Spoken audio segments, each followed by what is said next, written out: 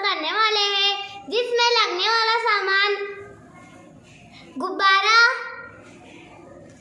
Straw और पानी की बोतल। तो चलो हम ये फैंसी तजुर्बा शुरू करते हैं। सबसे पहले हम स्ट्रॉ को पानी की बोतल के ऊपर रखेंगे, फिर हम गुब्बारे में हवा भरेंगे,